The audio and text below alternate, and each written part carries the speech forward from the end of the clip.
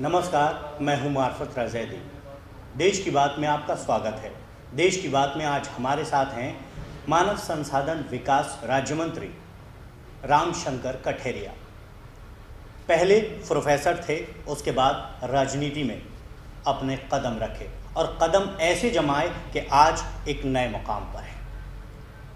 रामशंकर जी, आपका बहुत बहुत स्वागत है देश की बात में। धन्यवाद, आपका भी बहुत स्वागत है।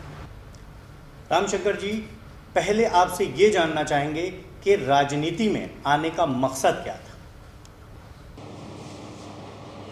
देखिए, मैं तो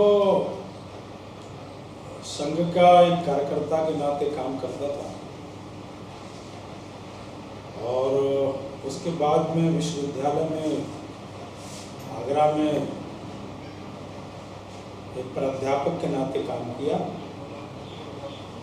और इसी बीच में पार्टी ने मुझे आगरा लोकसभा से 2009 में टिकट दिया और मैं वहाँ की जनता ने, कार्यकर्ताओं ने आशीर्वाद दिया, मैं सांसद बन गया। 2014 के चुनाव हुए तो देश में एक माहौल था कि इस देश को भ्रष्टाचार से मुक्त करना है, महंगाई से मुक्त करना है, कांग्रेस मुक्त देश बने, मोदी जी के नेतृत्व में देश आगे बढ़े। और उसी अभियान में मैं 2014 में जीत करके फिर आया और उसके बाद पार्टी ने मुझे फिर एक राष्ट्रीय महासचिव की जिम्मेदारी दी और उसके बाद कुछ ही दिन बाद मुझे माननीय मोदी जी ने अपने मंत्रिपरिषद में राज्य मंत्री के रूप में मुझे जिम्मेदारी दी और इस तरह राजनीति की शुरुआत हुई है। मैं तो सामान्यतः शुरुआत तो मेरी एक संघ के कार्यकर्ता के रूप से हुई। लेकिन कहीं ना कहीं कठेरिया जी, जिस तरीके से आपने कहा कि संघ के कार्यकर्ता के रूप में आपकी शुरुआत हुई, लेकिन आज संघ और बीजेपी कहीं ना कहीं आमने सामने हैं। देखिए, आमने सामने न संघ है न बीजेपी है। संघ पूरी तरह से सामाजिक जो काम है, संघ का स्पष्ट रूप से मानना है कि सामाजिक शक्ति अपनी जगह काम करती है।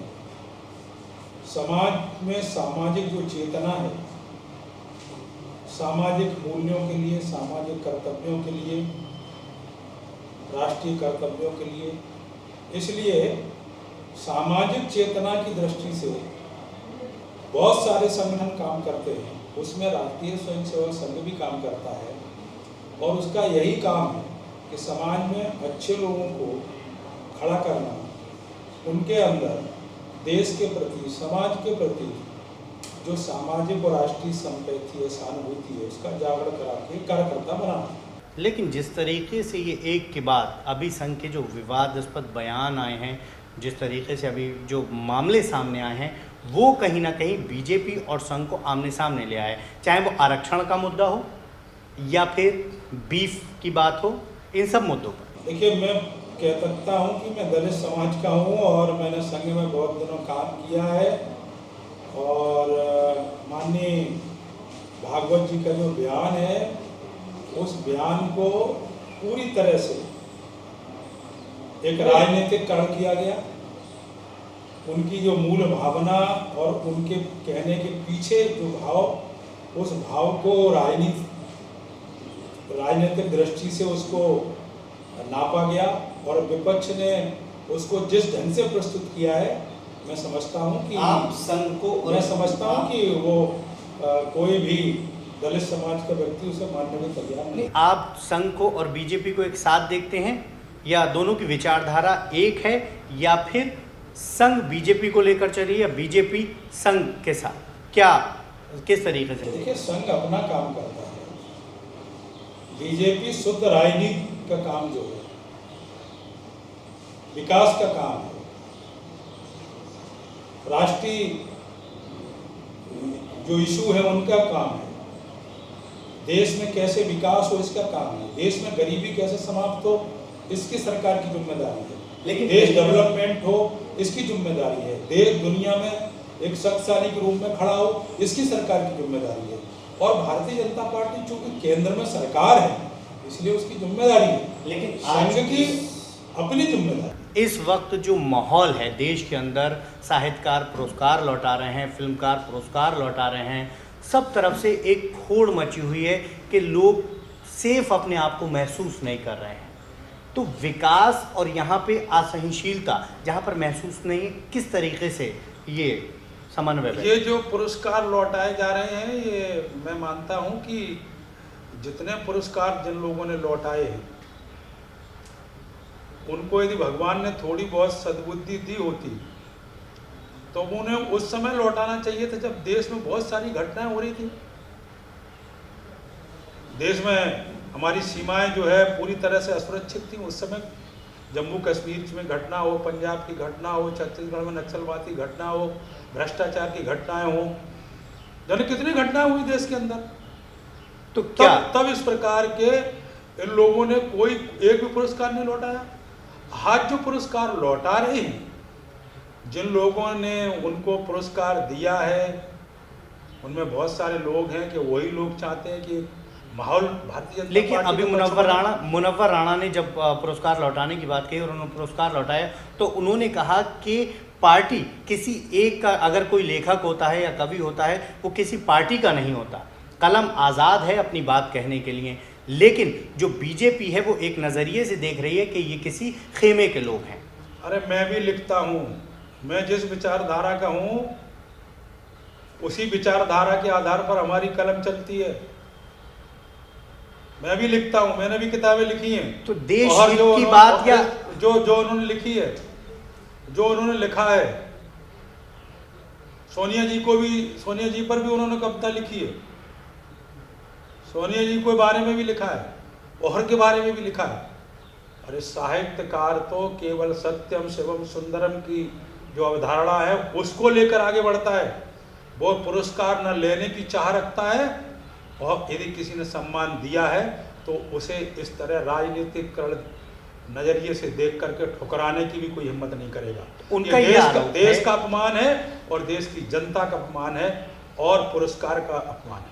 पुरस्कार लौटाने वालों का ये कहना है कि उन्होंने जो पुरस्कार लौटाए हैं वो देश में जिस तरीके का माहौल है, जिस तरीके से उन्माद बना हुआ है, लोग इस बात को लेकर परेशान हैं कि सुरक्षित नहीं है, चाहे वो किसी भी उसका हो, कहीं ना कहीं असुरक्षित महसूस कर रहे हैं। तो ये भावना कहाँ से? पूरी तरह से देश सुरक्षित है, पूरी तरह से देश में हाँ जो घटनाएं हुई, चाहे घटना दादरी की हुई हो, दुर्भाग्यपूर्ण है, दुखद। और हमारी पार्टी और हमारे पार्टी का पूरा नेतृत्व, सब लोग इस पूरी घटना की पूरी तरह से निंदा करता है। जो उसमें अपराधी हैं उन्होंने कानूनन सजा कि हम पूरी तरह, हमारी पार्टी पूरी तरह पक्षधर है। एक इल्जाम हरियाणा में जो घटना घटित हुई बहुत ही दुर्भाग्यपूर्ण घटना है। ये घटना घटित हुई है, इसको लेकर के कानूनी कार्रवाई, सीबीआई अब जांच भी हो रही है, उसमें दोषियों के खिलाफ कड़ी कार्रवाई हो। हमारे माननीय प्रधानमंत्री से लेकर के पूरी भारतीय जनता पार्टी का नेतृत्व इस बात के लिए। देखिए, आप लोग तो ये कहते हैं कि प्रधानमंत्री जी पूरी कार्रवाई के लिए तैयार हैं और पूरी तरीके से उनकी नज़रें बनी रहती हैं, लेकिन जब ऐसा कोई मामला आता है, वैसे प्रधानमंत्री जी बोलते हैं, जैसा कि आप लोगों पे आरोप है कि बोलते हैं, लेकिन जब कोई ऐसा मुद्दा होता है तो कहीं ना कहीं खामोशी अख्तियार रखते हैं, और ये पूरी तरीके से रहा है। क्या क्योंकि जब दादरी मामला हुआ, एक बात बताओ कि जो मीडिया है ना, और विशेष रूप से ये धारणा देश में बनती जा रही है जनता के बीच में कि 100 में 90 खबरें निगेटिव ही दिखाती है मीडिया। देश के अंदर इतनी अच्छाइयां हो रहा, इतना विकास हो रहा, इतना डेवलपमेंट हो रहा, एक देश, सुनिए, देश में, ये देश के हित में नहीं है।